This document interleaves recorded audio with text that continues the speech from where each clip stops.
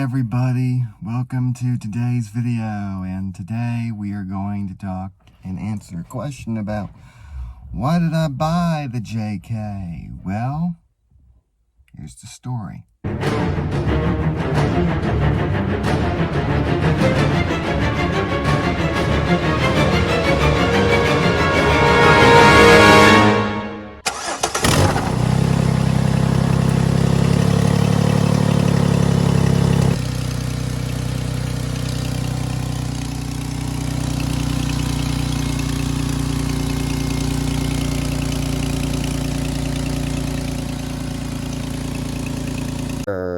No, it's not rod knocking, but it might be a lifter's tick or something like that.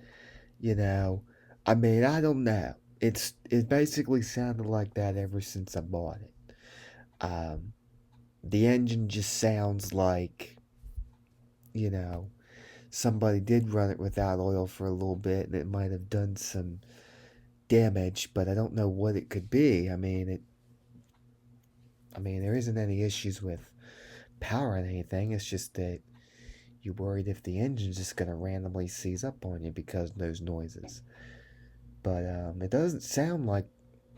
Now, there was an exhaust leak at one point, which, as I know, was fixed, and it still makes noise. So I got no idea what's going on. But yeah. The reason why I thought it was rod knocking is because I almost missed an oil change. There was a period where I missed checking the oil regularly, and as you can guess, I was pretty low. And luckily, I just had enough oil to get me to the shop before I ran out. Then, I would be forced to have to put new oil in. But now I know how to check it to keep something like that from happening again.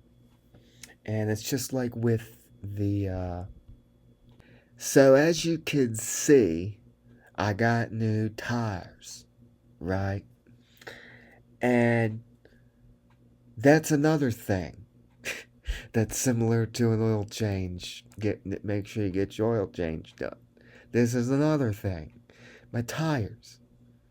You see, what happened was those tires that were on there since 2016, and they were dry rotting on the sides. That's not good, you know. So I went ahead and replaced them. Now, the last time I replaced tires, apparently the tires were my money's worth if I was going to sell my last car, right? And I'm just like, if the tires are worth more than the car, there's probably a problem. There is no way in crap that you would spend a whole bunch of money on aftermarket stuff if the vehicle is worth less than what the brand new standard tires are. So that's why we're making smart choices with this one. Instead of just spending a whole bunch of money on crap that we don't even need or use, we're just going to make sure that the engine's good and everything else is good, because that's what matters the most. You gotta be smart about this. This is the new tires, which is actually surprisingly quite common for all-terrain tires. So I just said, heck with it.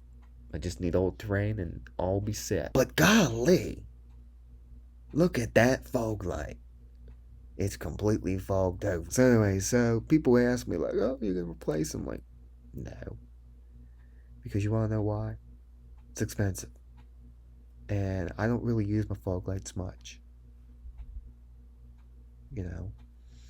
So Yeah, but they work perfectly fine. Don't make no mistake of that. It's just that the old headlights were fogged over and were not very good. So we installed these. So the reason why I bought um, the JK was primarily because you need a vehicle to get you around in snow. You know, where I live, it snows.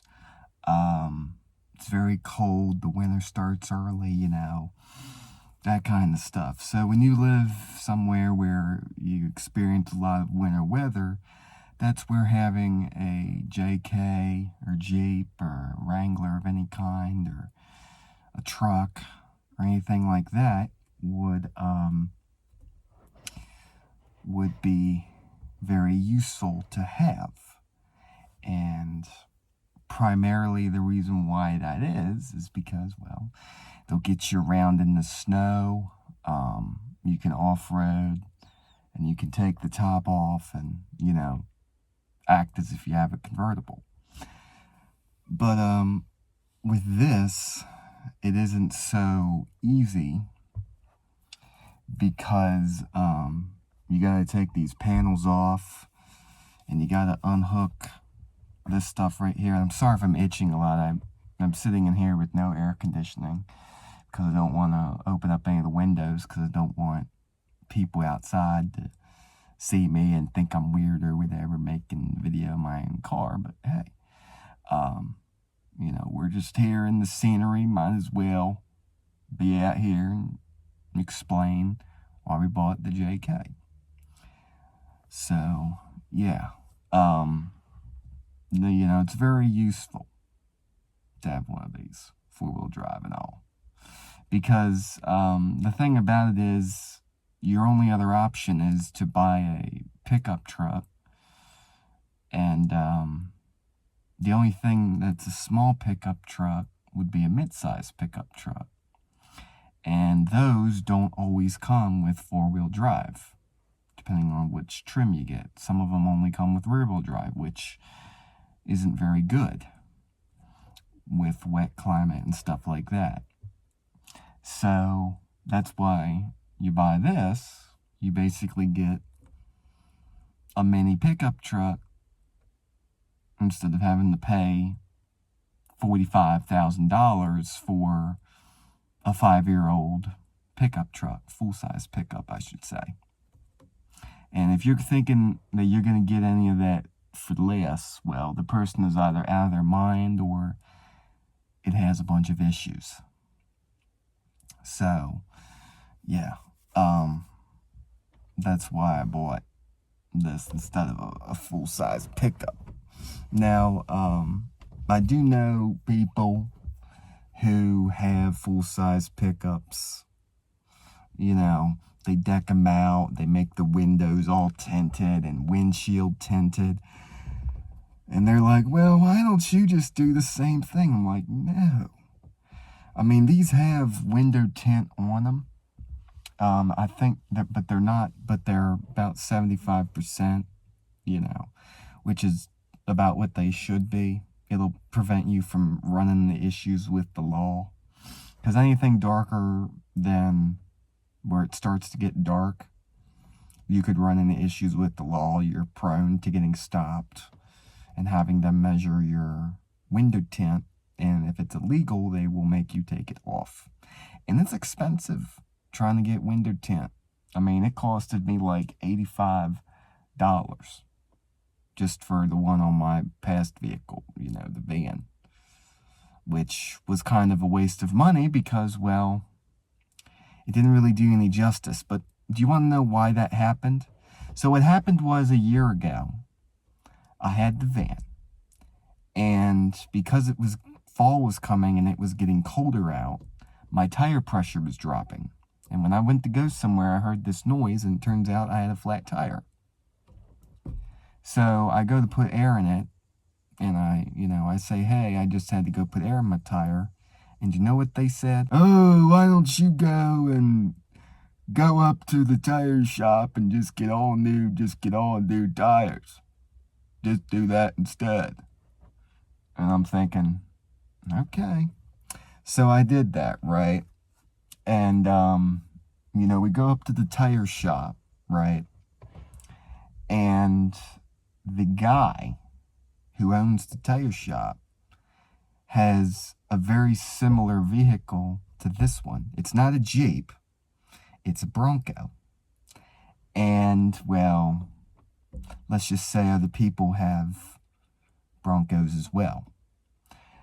And it's red, like this one, has tint, is a base model, has cloth interior. And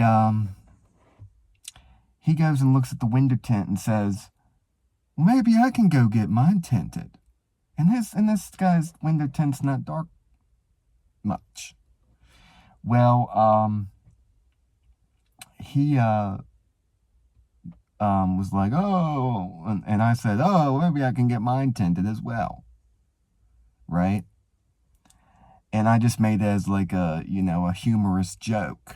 I wasn't actually serious about doing it because, well, what's the point? So anyway, I look up the law for window tint, and where I'm at now, it's only 75% or better. And that's the way that I'm sticking to things. I'm not getting a legal window tint put on because I don't need it to be a waste of money and take it back off. I've wasted enough money with vehicles and stuff like that. So that's why I'm DONE with that. So anyway, so he calls the place to get the windows tinted, right? And says, oh, well, we're going to bring the minivan around. And I'm like, what? So he pretty much told them that they're going to bring the van around to get it tinted. So I looked up the law for where I had previously lived, and I got the correct window tint that I had gotten. And I have to say, I'm not too fond of window tint at night because you can't really see very well. So in that regards, I'm not getting anything darker than 75%. And I'm certainly not going to tint the windshield because that's just not going to help anything. So yeah, and there's like a little sun strip on my windshield right now. It looks like it's just a tad darker than it originally is, but that's pretty much it. I'm not tinting the whole windshield like that. No way, Jose. So we get the windows tinted, and then, that is all it wrote. I got new tires, got new window tint, go out through the fall, then it comes out that I need a vehicle that's gonna, pass inspection and all. It needs, need regular stuff, right? So I buy this. And the rest is pretty much history, we went and saw this, and we went and looked at it, test drove it and all, and we bought it. And yeah, so that's that. But anyway, let's talk about why I bought the Jeep, other than what I just previously mentioned. So I don't talk about this very much, but we lived on an island for about a year, and it is one of the most bizarre places I've ever lived. Left side of the road driving, all that kind of stuff. Well, when we lived there, we had bought 2 Wranglers, and much newer than this one.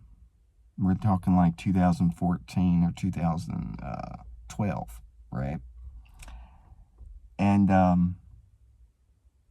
they were in good shape. I mean, they weren't in best shape, but they ended up being in worse shape because something had happened on the island. You have to understand, when my father passed away in 2011, he wanted to get one of these Jeep as well, but he ended up not getting one of these, and then he ended up dying. And we had one of these for, we had them in the island, right? And ever since my dad died, my mom has had boyfriends. and ever since then. And I'm not going to go into much detail, but these boyfriends are, well, any other boyfriends that a woman meets. They're single, no kids, have billions of girlfriends, but they still have the same issues and they refuse to change. And that pretty much sums it all up, right? Well, there was one who was, amongst that category, and he had trashed. My mom had one that she drove, and then for what a boyfriend had was the other one. The other one technically would have been mine, but we couldn't live there long enough for that to happen, right? And it was in pretty bad shape. I mean, the window on it was broke. It had radiator issues and things like that. So ultimately, lost that one. So this vehicle here is just kind of to make up for the lost time. And I just said, heck with it. Just get yourself a Jeep and see how it goes, versus waiting and waiting and waiting, and then you're never going to get one, and here you are again. So yeah, so that pretty much is why I bought a Wrangler. It was because, always wanted one of these. And so, yeah. So that's why I bought one of them. So now, here I have a Wrangler. And, to really have a pickup truck, unless you're going to be putting stuff in the back of it all the time to haul stuff around, I mean, it's just kind of not very fun. I mean, it's just not very fun unless you're going to be hauling stuff around. But, it is pretty useful, but unless you have one that is a single cab, you're not going to really get much use out of the whole bed and all, unless you use the actual bed itself in the full-size one. But anyway, that's a story for another day. But yeah. So, how do people react when they see this Jeep on the road? I mean, most people, they wave. A lot of people, because this is a very common vehicle that is known to have fun people driving them, it's not always the case. There were times where I've seen people with the stickers on the mirrors, with the hand sign going up and stuff, like the Jeep wave thing, and they wouldn't wave at you. They would not wave at you. They'd not wave at me. And then there are times where I would think that I'm being followed by another Jeep and that they're going to pull into the same parking lot as I am just to talk about it. Now, anybody can have a Jeep. Male, female. You see a lot of male and females driving them. So, it really just depends on the person and what they do with theirs. But if you're going to drive one of these, I highly recommend that you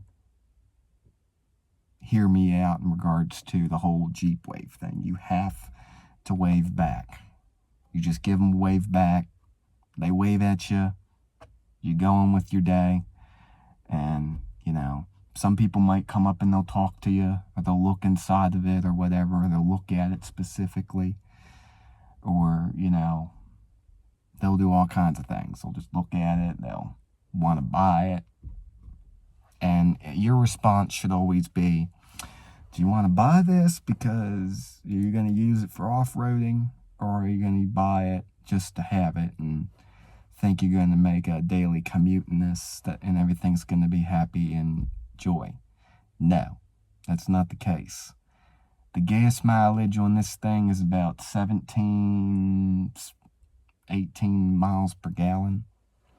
And if you have to drive all the time, every 18 miles you go, it goes through like a whole bunch of gas. Especially if you get big tires and all. But yeah, you don't want to be using this as a daily driver. Because, I mean, even with this thing is hard to drive on the interstate because it vibrates a lot like this the entire time. You hit a pothole or something, it would actually literally force your tires to turn, and then that would cause your steering to jerk. I mean, you slam on your brakes, you may not be able to stop on time, that kind of stuff. I mean, but, you know, it is what it is, you know, I mean, and that's just how it is. It's just how it is. You know, but yeah. So, that's why I have this. I mean, yes, I do kind of use this daily driver for going around town and stuff like that, but, you know, other than that, I mean, you know, you're not gonna get any better than that. But anyway, I don't let my mom drive it. Now I have considered letting her drive it. And the reason why I don't let her drive it in the beginning is because she is known to make mistakes that she wouldn't notice. And I'm just afraid she's going to get into a fender bender while parking or whatever, or pulling out of a parking lot or something. Because you got these two fender flares on the sides, and they're kind of hard to see. Like on that side, I can't see it at all. Like I literally cannot see that fender flare at all on that side. I can see the one on the driver's side, but the one on the passenger side you cannot see. So you don't know where that could be. And if you're not paying attention, you could hit something and scratch somebody's car and dent it or whatever the case might be, and then you'd have to pay to get the car fixed and your insurance rates go up, and then, you know, it's that. So that's why I don't let her drive it, because I'm afraid she's gonna hit someone's car pulling out of a space or whatever, because, you know, the visibility on that side's not really good. But, you know, it's not that I wouldn't let her, but now she won't let me drive her own car now. Thinking, oh, I don't want to drive my car. Well, you know what? You don't really, it is what it is. You know, I'd let you drive it, but this one's not like the one that you had in the island. This one's a little bit more on the rougher side of handling, because the ones in the island were a lot much more smoother, just a little bit more smoother. Now of course, there's the Bronco, and the Bronco is a little bit more bigger than this one is. I mean, it's just as wide, pretty much. I mean, it's just that instead of you being in the smaller cab and your fender flares, you kind of stick out a little bit more in the Bronco. You're a little bit more wider. You know, you got a bigger back seat and all. You're not all crammed in the back like you are in this one. But yeah, and you know, the first time, you know, and yeah. Anyway, I'm just gonna be done talking because I'm getting hot in here and I really need to go inside. But yeah, that's the overview of the Jeep. You know, you got a common Jeep. Everybody will look at it, everybody will want to know, leave ducks on it, wave at you, and all kinds of stuff. So if you're an introvert, I would not recommend buying one of these. I'd recommend buying like a Jeep Patriot or Jeep Grand Cherokee, and you should be a-okay. So yeah, anyway guys, make sure to like, comment, and subscribe, and I'll see you guys in another video.